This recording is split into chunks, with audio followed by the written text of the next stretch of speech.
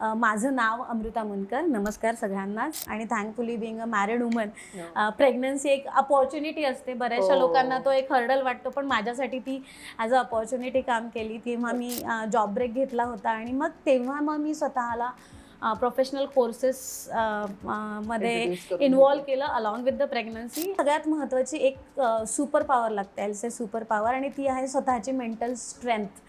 आणि त्याच्या पलीकडे काहीच नाही आहे. बरोबर. आणि एकच आयुष्य आहे, एकच लाईफ आहे. आणि आता जी लाईफस्टाईल आपण अडॉप्ट केली आहे त्या लाईफस्टाईलमध्ये आपण 50 मध्ये म्हातारे होऊन जाऊ. 40शीत म्हणायला काय हरकत नाही. नमस्ते, मी ॲडव्होकेट नीरा धाडगे. कोणत्याही क्षेत्रात तुमची कामगिरी वाखाणण्यासारखी असेल, इतक्या लोकांशी मी बोलतेय ना, काहीतरी रोज नवीन शिकायला मिळतं. एकमेकांना मदत करण्यासाठी तुम्ही ही कम्युनिटी जॉईन करू शकता, पुणे वुमन्स क्लब.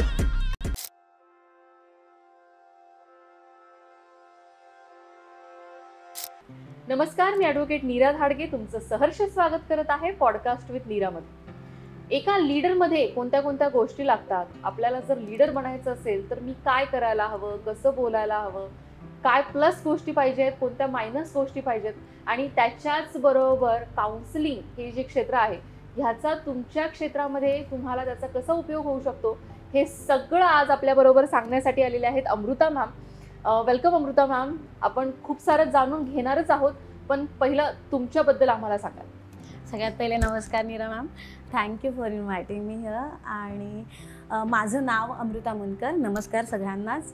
मी मूळची तसं बघायला गेलं तर सातारजवळ एक छोटंसं गाव आहे, तिकडचे आहे. सगळं एज्युकेशन माझं मराठीमधून झालं होतं. बरं. हां, पण एक प्रोफेशन म्हणून किंवा हे म्हणून 11th-12th नंतर इंग्लिशकडे वळाले आणि तशी जर्नी आहे माझी. बेसिक एज्युकेशन माझं इंजिनिअरिंगमध्ये झालेलं आहे मॅडम. मी एक सिव्हिल इंजिनियर आहे ऑनेस्टली, पण ते फक्त ऑन पेपर. त्याच्यामध्ये मी 5 वर्ष लेक्चररशिपसुद्धा केली प्रोफेशनल कोर्सेसला. पुणे युनिव्हर्सिटीमध्ये बऱ्याचशा कॉलेजेसमध्ये मी ॲज अ लेक्चरर काम केलेलं आहे.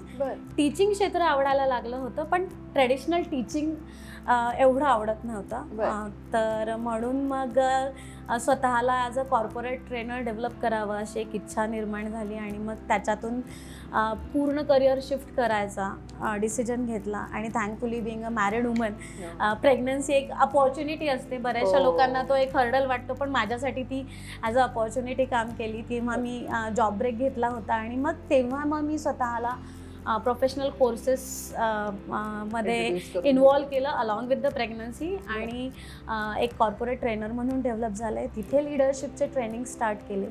लिडरशिपचे ट्रेनिंग्स घेताना एक गोष्ट लक्षात आली मॅडम, की तुम्हाला जेव्हा कोणाला काही शिकवायचं आहे किंवा काही समजावून सांगायचं आहे तर समोरच्याचा ॲटिट्यूड, त्याचा बिहेवियर कळणं खूप गरजेचं आहे.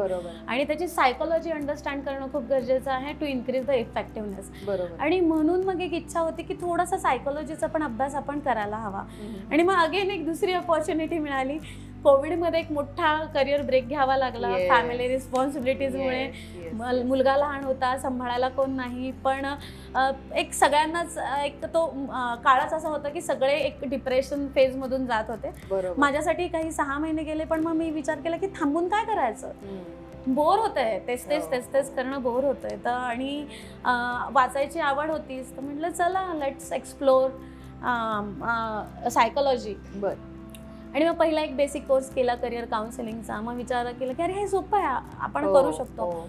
पण मग again traditional MA psychology, PhD psychology ह्या गोष्टी थोड्याशा नव्हत्या करायचा. काहीतरी क्विकर फास्टर वे हवा होता. मेडिसिनल सायकोलॉजीकडे जाण्यात इंटरेस्ट नव्हता एवढासा, कारण मी स्वतः फार रिलक्टंट आहे मेडिसिनच्या बाबतीत. तर मग मला असं वाटलं की मेडिसिनपेक्षा पण वेगळं काहीतरी चांगलं देऊ शकत असेल तर. आणि म्हणून मग NLP, लाईफ कोचिंग असं करून मग मी स्वतःला डेव्हलप केलं. 2020मध्ये माझी स्वतःची करिअर काउन्सिलिंग फर्म स्टार्ट केली, जी की झेन काउन्सिलिंग सेंटर नावाने रजिस्टर्ड आहे पुण्यामध्ये. जिथे आपण 2.5 वर्षांच्या मुलांपासून ते अगदी ऑल एज ग्रुपचं करिअर काउन्सिलिंग करतो. हे रिपोर्ट बेस्ड काउन्सिलिंग असतं. सायंटिफिक रिपोर्ट जनरेट करतो आणि त्या रिपोर्टमधून आपण काउन्सिलिंग देतो. आणि अलॉंग विथ दॅट मग personal counselling sessions, leadership trainings, मग कॉर्पोरेट ट्रेनिंग्ज असू द्यात, स्टुडंटसाठीचे ट्रेनिंग्ज असू द्यात, असा तो हॉरिझॉन मी वाढवत गेले. आणि आता बऱ्यापैकी मी बरेचसे टायअप्स आहेत माझे, बऱ्याचशा इन्स्टिट्यूट्स बरोबर आहेत, कॉर्पोरेट्स बरोबर आहेत, आणि इंडिव्हिज्युअल काउन्सिलिंग कोचिंग सेशन्स असा एक आपला ओव्हरऑल वर्क हॉरिझॉन आहे. याच्यात काम चालू आहे. लीडरशिप क्वालिटी तुम्ही आता जसं म्हणालात, तर एक आमच्या ऑडियन्सला काहीतरी एक पर्टिक्युलर सब्जेक्टवर आपण जास्त एनलाइनमेंट करूयात आज, की जर आपल्याला कुणाला तरी लीडर बनवायचं असेल किंवा स्वतःमध्ये असलेल्या ज्या खूबी आहेत त्या जर वरती काढायच्या असतील, तर त्यांना तुम्ही काय सांगायला आवडेल? कोणताही लीडर असू देत, तो अगदी 5 जणांची टीम जरी लीड करत असू देत किंवा 100 जणांची टीम लीड करत असू देत, त्यांना सगळ्यात महत्त्वाची एक सुपर पॉवर लागते, एल्से सुपर पॉवर, आणि ती आहे स्वतःची मेंटल स्ट्रेंथ. आणि त्याच्या पलीकडे काहीच नाही आहे. बरोबर. मग अगदी तुम्ही कोणताही रिसर्च जरी शोधलात तरी त्याच्यामध्ये तुम्ही बघताल की तुमचा जो IQ बोलला जातो, इंटेलिजंट कोशंट, तो तुमच्या सक्सेसमध्ये अगदी 10 ते 20% रोल प्ले करतो. आणि बाकी सगळं जे काम आहे ते तुमचं इमोशन्स, तुमचं स्पिरिच्युअल इन्क्लिनेशन्स आणि अशा बऱ्याचशा फॅक्टर्स आहेत. तुम्ही ॲडव्हर्सिटीला कसं रिस्पॉन्ड करता आहे. आणि जेव्हा तुम्ही एक लीडर बनता, तुम्ही समोरच्यासाठी एक काहीतरी मेसेज सोडताय, people are going to follow you, आणि लोकांनी, जास्तीत जास्त लोकांनी तुम्हाला फॉलो करण्यासाठी तुमची एक पर्टिक्युलर आयडिओलॉजी हवी, एक बिलीफ सिस्टीम हवा. आणि सगळं येतं एक स्ट्रॉंग माइंडमधूनच, त्याच्याशिवाय नाही येऊ शकत. तर तुम्हाला तुमची मेंटल स्ट्रेंथ वाढवणं किंवा तुम्हाला इमोशनल कॅपॅसिटी तुमची वाढवणं, एक एम्पॅथीचा पण पुढे जाऊन विचार करणं, ह्या गोष्टी एका लीडरसाठी माझ्या मते तरी खूप गरजेच्या आहेत. कोचिंग ह्या सगळ्या गोष्टी एनहान्स करायला कसं मदत करतं? कोचिंग ह्या सगळ्या गोष्टी एनहान्स करायला मदत याच्यासाठी करतं, कारण ट्रेडिशनल काउन्सिलिंग जे तुम्ही म्हणता किंवा ज्याच्यामध्ये आपण काय करतो, दुसऱ्याला ॲडवाईस करतो. And to be very honest, being an adult, समोरच्याने ॲडवाईस दिला की सगळ्यात हा मला का शिकवतोय. आणि आता ते ॲडल्टचं सोडून द्या, आता तर हे लहान मुलांमध्ये सुद्धा यायला लागले, बिकॉज सोर्स ऑफ इन्फॉर्मेशन खूप जास्त वाढला. Thankful to the all social media, YouTube platforms आहेत, नक्कीच आहेत, त्याच्यात काहीच दुमत नाही, पण त्यातलं काय घ्यायचं आणि काय सोडायचं हे शिकवायला पण अजून एक माणूस हवा जो की नाहीये. तर ट्रेडिशनल काउन्सिलिंगमध्ये प्रॉब्लेम हा होतो की तुम्ही ॲडवाईस करायला जाता समोरच्याला. कोचिंगमध्ये आपण काय करतो, कोचिंगमध्ये आपण समोरच्याला प्रश्न विचारतो. बरं, तुम्ही माझ्याकडे आला स्ट्रेससाठी, मग स्ट्रेस का आहे? बरोबर. बरं, मग नक्की हेच कारण आहे का की अजून काही ऑप्शन्स आहेत? मग त्याच्यामध्ये इंट्रोस्पेक्ट होतं. इंट्रोस्पेक्ट म्हणजे काय की आतमधून आपण एक समोरच्याला खळबळून टाकतो की बाबा तू म्हणतोय हे, मग हे वरवरचं आहे का? आतमध्ये ह्याचं मुळात दुसरं काही रिझन असू शकतो का? तर बऱ्याचदा आपण काय करतो की समोरच्याला जो वेळ त्यांनी स्वतःला दिला पाहिजे इंट्रोस्पेक्ट करायला, आताच्या काळामुळे म्हणा किंवा भरपूर सोर्सेस ऑफ इन्फॉर्मेशन आहे, भरपूर एंटरटेनमेंटची साधनं आहेत, त्याच्यामुळे आपण देत नाही किंवा दिला जात नाही किंवा त्याचा तेवढा अवेअरनेसच नाही आहे की स्वतःच्या थॉट्सला, स्वतःच्या विचारांना तेवढा वेळ दिला गेला पाहिजे.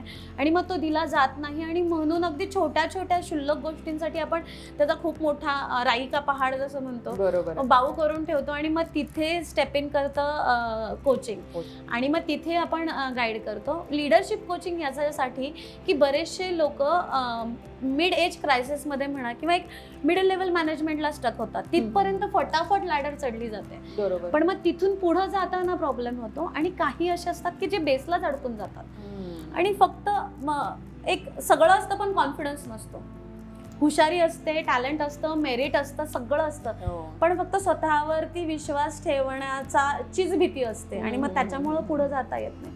आणि मग तिथे लीडरशिप कोचिंगचा बेनिफिट होतो किंवा 1-on-1 कोचिंगचा फायदा होतो.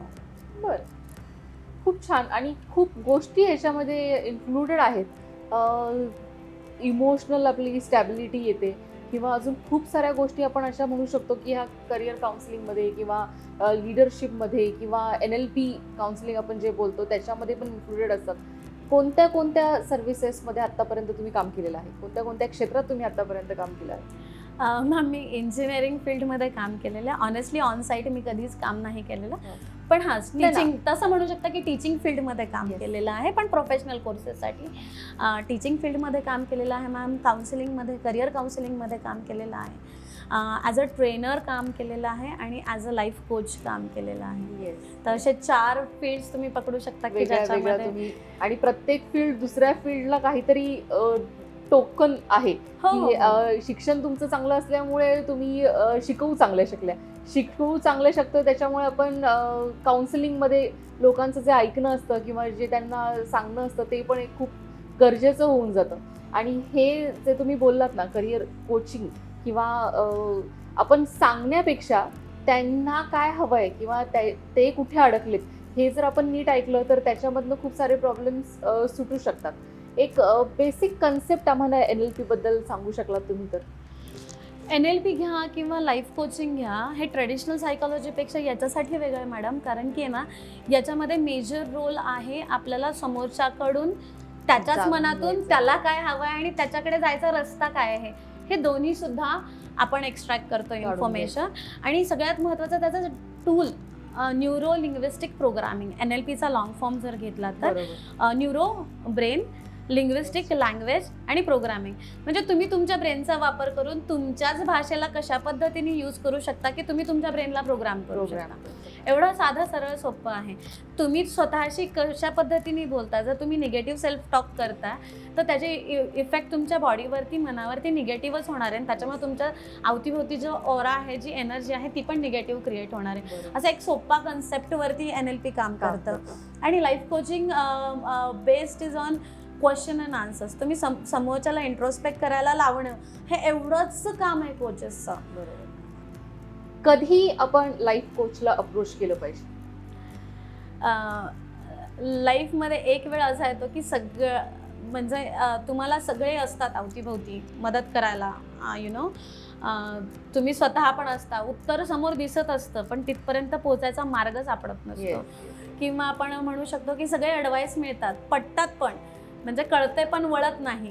तर ते वळवायचं काम लाईफ कोच करतो. तर मग ज्या मोमेंटला तुम्हाला असं वाटतं की आता मदतीची गरज आहे, मी हा गुंता सॉल्व्ह नाही करू शकत किंवा मी हा गुंता सॉल्व्ह करू शकतो किंवा करू शकते, पण खूप वेळ लागणार आहे. आणि एकच आयुष्य आहे, एकच लाईफ आहे. आणि आता जी लाईफस्टाईल आपण अडॉप्ट केली आहे त्या लाईफस्टाईलमध्ये आपण 50शी मध्ये म्हातारे होऊन जाऊ. 40शीत म्हणायला काय हरकत नाही, अगदी पण खूप रूढ होईल 40शीत म्हणायचं, तर 50शीत म्हातारे जाऊ.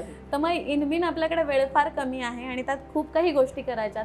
तर मग स्वतःशी झगडण्यात तो वेळ वाया घालवण्यापेक्षा एक बाहेरून मदत घेऊन जे काम तुमचं 10 दिवसात होणार आहे ते जर तुमचं अर्ध्या दिवसात काम होत असेल तर का नाही, कारण तुमचा वेळ वाचतोय. आणि वेळ हा पैशा बरोबरीचा आपण पकडतो. तर त्याच्यामुळे मग जर तुमचा वेळ वाचतोय याचा अर्थ तुम्ही आत्ता 100 रुपये इन्व्हेस्ट केले तर त्याच्यातून तुम्ही 10,000 नक्कीच काढणार आहे, कारण तुमचा वेळ वाचलेला.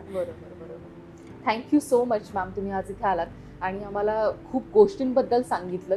तुमच्या पुढच्या जर्नीसाठी आमच्याकडून खूप खूप शुभेच्छा. तुमची सगळी इन्फॉर्मेशन आम्ही ह्या व्हिडिओच्या खाली टाकूच, तिथून खूप लोक तुम्हाला कॉन्टॅक्ट करतील. आणि thank you so much. Thank you Neera ma'am. Thank you.